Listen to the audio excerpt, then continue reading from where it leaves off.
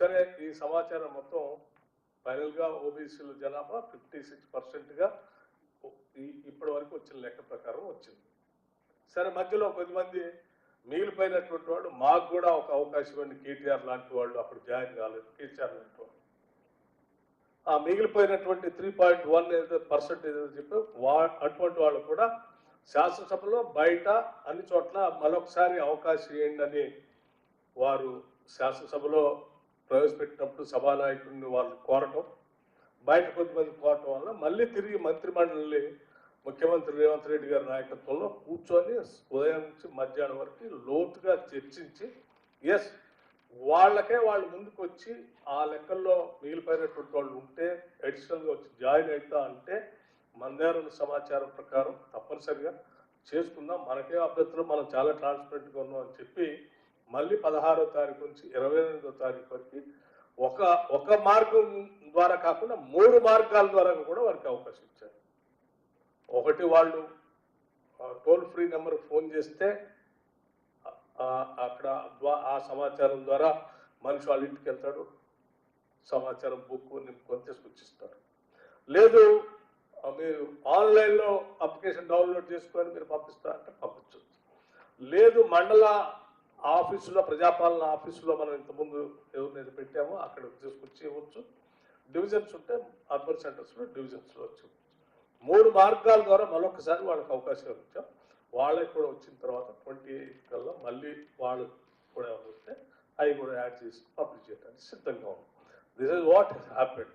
So ఇంత ట్రాన్స్పరెంట్గా మొట్టమొదటిసారి సామాజిక ఆర్థిక విద్యా ఉపాధి రాజకీయ మరియు కుల సర్వే తెలంగాణ రాష్ట్ర ప్రభుత్వం ఒక ఛాలెంజ్గా తీసుకొని దేశానికి ఒక మార్గదర్శకంగా ఈ నిర్ణయం చేయటం జరిగింది. నిర్ణయాన్ని అమలు చేయటం కూడా జరిగింది. ట్రాన్స్పరెంట్గా సభలో కూడా పెట్టడం. ఇందులో ఎవ్వరికీ ఎటువంటి సందేహాలు ఉండాల్సిన అవసరం లేదు. మనం నిటారుగా నిలబడి ఎవరైనా అడిగితే సమాధానం చెప్పడానికి దానికి కావాల్సినటువంటి ఏమంటారు సోర్స్ కూడా మన దగ్గర పుస్తకాల రూపేణ నిక్షిప్తమై ఉంది. ఎక్కడ మనం భయపడాల్సిన అవసరం లేదు. ఇంపార్టెంట్. బట్ అయినా ఇంత బాగా చేస్తే కూడా కొద్దిమంది ఎందుకు దీనికి వ్యతిరేకంగా చెప్తున్నారంటే డెఫినెట్గా చెప్తారు. ఈ దేశం, ఈ రాష్ట్రం రాజకీయమైనటువంటి సమాజం. కాంగ్రెస్ పార్టీ ముఖ్యమంత్రి రేవంత్ రెడ్డి గారు లేకపోతే మన నాయకుడు రాహుల్ గాంధీ గారు ఇద్దరు చేయాలని గట్టిగా దీన్ని చేసి ప్రజల్లో తీసుకొని దానికి అనుగుణంగా డిజైన్ చేసి ప్రోగ్రామ్ చేసి అన్ని ఇవ్వాలని ఆలోచన ఎందుకు పోతా ఉంటే ఫైన్, వాళ్ళిద్దరికి ఉంది. మాకు ఇష్టం లేదని బీఆర్ఎస్ వాళ్ళు ఇది చేస్తే బీఆర్ఎస్ పార్టీకి నష్టం కాబట్టి మేమంతా ఏదో నష్టపోతాం కాబట్టి ఇది బాగలేదని చెప్పటం వల్ల ఇది చేయకుండా ఉండేటువంటి పరిస్థితి, దాని ద్వారా లబ్ధి పొందేటువంటి వాళ్ళకు లబ్ధి పొందకుండా చేసేటువంటి కుట్ర కూడా వాళ్ళు చేస్తూ ఉన్నారు. కాబట్టి ఆ కుట్రలో భాగంగానే ఒక ప్రచారం చేసే కార్యక్రమం చేశారు. అట్లాగే భారతీయ జనతా పార్టీ నాయకత్వం కూడా మనం శాసనసభలో ఇది పెట్టిన తర్వాత ముఖ్యమంత్రి గారు చాలా స్పష్టంగా ఒక రిజల్యూషన్ కూడా పాస్ చేయించారు. ఇదే రీతిన తెలంగాణ రాష్ట్ర ప్రభుత్వం చేసినట్టుగానే దేశవ్యాప్తంగా ఈ సామాజిక ఆర్థిక విద్యా ఉపాధి రాజకీయ మరియు కుల సర్వే తెలంగాణలో జరిగినట్టు దేశవ్యాప్తంగా కూడా భారత ప్రభుత్వం చేయాలి అని చెప్పి ఈ సభ ఏకగ్రీవంగా తీర్మానం చేస్తుందని చెప్పి తీర్మానం చేపించి తీర్మానం ద్వారా దేశానికి పంపించారు. సో ఇది పంపించడం వల్ల ఏమైంది, తెలంగాణలో చేశాం, రేపు పొద్దున్న దేశం అంతా కూడా ఈ సర్వే చేయాల్సి వస్తుంది. ఇదంతా చేస్తే మాకు మేము దోచుకునేదానికి మేము చెప్పేదానికి పూర్తిగా నష్టం జరుగుతుంది. కాబట్టి చేయకుండా ఉండాలి అంటే దీన్ని ఏదో రకంగా తప్పు అని చెప్పి పక్కన పడేసి మేము చేయకుండా ఉండాలని తప్పించుకునే కార్యక్రమంలో భాగంగా వాళ్ళు చేస్తూ ఉన్నారు. వీళ్ళేమో ఒక రాజకీయపరమైన ఆలోచనతో ఇది జరగకుండా ఉండాలని వాళ్ళు చేస్తూ ఉన్నారు. వాళ్ళే దేశవ్యాప్తంగా చేయాల్సి వస్తుందేమో అని చెప్పి చేయకుండా ఉండాలని వాళ్ళు చేస్తున్నారు.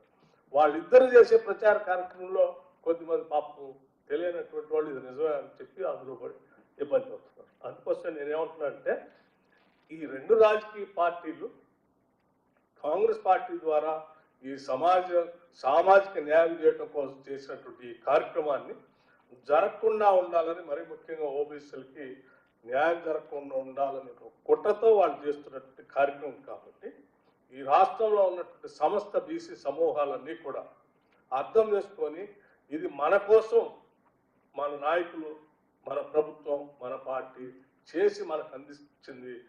దీన్ని మనం టార్చ్ లాగా తీసుకొని రాష్ట్రంలో మనకు రావాల్సినటువంటి వాటాన్ని లేకపోతే లాభాలని అన్ని అడగటమే కాకుండా దేశవ్యాప్తంగా కూడా ఇది జరగాలని డిమాండ్ చేయడం ద్వారా మనం ఇంకా ఈ సామాజిక న్యాయం చేయడానికి ఉపయోగపడుతుంది. కాబట్టి ఆ క్రమంలో దీన్ని ముందు తీసుకొని పోవాల్సిందిగా నేను మీ అందరికీ విజ్ఞప్తి చేస్తూ ఉన్నాను. వాళ్ళ ట్రాప్లు మనం పడొద్దని, ఈ సామాజిక న్యాయం కోసం మనం ముందుకు పోవాలని ఈ చేసే క్రమంలో రాష్ట్ర ప్రభుత్వం డెఫినెట్గా నేను యాజ్ డిసిసి ప్రెసిడెంట్ గారు చెప్పినట్టు I must appreciate and congratulate the Chief Minister of Telangana. The reason is, ఈ సామాజిక ఈ సర్వే చేస్తే ఏర్పడే ఇబ్బందులు ఈ చేసినటువంటి రాష్ట్రాల్లో కొద్దిమంది పడుతున్నారు, చూస్తూ ఉంటారు. అది కూడా ఇక్కడ ఉత్పన్నం కావచ్చు. ఉత్పన్నం అయితే అప్పుడు చాలా మంది వచ్చి నా మీద ఒత్తిడి తీసుకొస్తా ఉన్నారు. కాబట్టి ఇది చేయకుండా ఉంటే బాగుంటుందని ఎవరైనా ఆలోచన చేస్తారు అక్కడ ఉన్నాడు. కానీ he made it very clear. My agenda is my leader's agenda is my agenda. Rahul Gandhi నా నాయకుడు, ఆయన అజెండానే నా అజెండా, నాకు వేరే అజెండా లేదు. ఆ అజెండానే నేను ఇంప్లిమెంట్ చేస్తా అని చెప్పి ట్రాన్స్పరెంట్గా చేయడం కోసం నేనే ఆ సర్వే అంతా చూసింది. నాకే ఈ మేడ్ ఇట్ వెరీ క్లియర్, చాలా స్పష్టంగా. అలా ఇక్కడ మనం ఎక్కడ ఒక్క చిన్న పొరపాటు కూడా జరగటానికి లేదు. చాలా ట్రాన్స్పరెంట్గా చేయాల్సిందే. మీరు చాలా లోతుగా పర్యవేక్షించండి. చిన్న పొరపాటు కూడా జరగటానికి లేదు. రాహుల్ గాంధీ గారి డెసిషన్ ఇది. దేశానికి ఇది రోల్ మోడల్గా ఉండాలి. ఏమైనా కానీ మనకి ఒక అవకాశం వచ్చింది ఒక సామాజిక న్యాయం చేయడానికి. ఆ వచ్చిన అవకాశాన్ని ఈ ఉద్యోగాన్ని సామాజిక న్యాయానికి వాడదాం. నేను దానికి కట్టుబడి ఉన్నా, నాయకుడు చెప్పింది చేద్దాం, మీరు ముందుకెళ్ళండి, దాన్ని చాలా ట్రాన్స్పరెంట్గా చేయండి అని నాకే చెప్పారు. కాబట్టి నేనే ఎగ్జాంపుల్గా చెప్తాను మీ అందరికీ. So this has been done very, చాలా ట్రాన్స్పరెంట్గా జరిగింది. దయచేసి మీరందరూ దీన్ని ఏ రకంగా వాడతారు, ఏ రకంగా ముందుకు తీసుకొని పోతారు అనేది ప్రతి ఒక్కళ్ళు కొన్ని దశాబ్దాలుగా మీరు ఆలోచన చేస్తున్నారు. బీసీలకి న్యాయం జరగాలని లేకపోతే అడుగుతా ఉన్నారు. అడిగిన దాన్ని ప్రతిదానికి అసలు మీరు లెక్క ఏదని అడుగుతా ఉన్నారు, సుప్రీంకోర్టు కానీ బయట కానీ. మొట్టమొదటిసారి రాష్ట్ర ప్రభుత్వం ఒక లెక్క తెలిసి ఒక స్టాంప్ వేసి ఇగో అధికారికంగా 56% ఉన్నారు, ఇది మా లెక్క, ఏం చేస్తారో చెప్పండి అని రాష్ట్ర ప్రభుత్వం చేసి ఇచ్చింది. ఈ లెక్కని మనం ఏ రకంగా వాడతారో మీరందరూ ఆలోచన చేసి ఉపయోగించాలని చెప్పి మీ అందరికీ నేను విజ్ఞప్తి చేస్తాం. మరొకసారి ఈ కార్యక్రమం చేయడానికి నాకు అవకాశం ఇచ్చిన ముఖ్యమంత్రి గారికి, రాహుల్ గాంధీ గారికి ప్రత్యేకంగా ధన్యవాదాలు తెలియజేస్తూ ఈ చేసిన కార్యక్రమాన్ని ఉన్నతమైన కార్యక్రమం నేను చక్కగా ఉపయోగించుకోవాల్సిందిగా మీ అందరూ చెప్తూ ప్రెసిడెంట్ మన అధ్యక్షుడు వారు మహేష్ కుమార్ గౌడ్ గారికి కూడా నేను ప్రత్యేకంగా విజ్ఞప్తి చేస్తూ ఉన్నాను. ఈ కార్యక్రమాన్ని పైనుంచి కింది వరకు ప్రతి గ్రామానికి ప్రతి ఇంటికి తీసుకెళ్లే ఒక యునైటెడ్ ఎఫర్ట్, పార్టీ పరంగా ఒక కార్యక్రమాన్ని కూడా డిజైన్ చేసి కింది వరకు దీన్ని తీసుకొని వెళ్ళి దీని ద్వారా వచ్చేటువంటి లబ్ధి ఏంటి, లాభాలు ఏంటి, ఫలాలు ఏంటి అని ఈ సమూహాలు మొత్తానికి, సామాజిక సమూహాలు మొత్తానికి తెలియజెప్పి ఈ కాంగ్రెస్ పార్టీ ద్వారా మాత్రమే ఇది సామాజిక న్యాయం జరగడానికి అవకాశం ఉంది. ఈ కార్యక్రమం చెప్పడం కాదు, చేసి చూపిస్తూ ఉంది. ఈ చేసి చూపించిన కార్యక్రమాన్ని మొట్టమొదటిసారి మనకి అందించారు.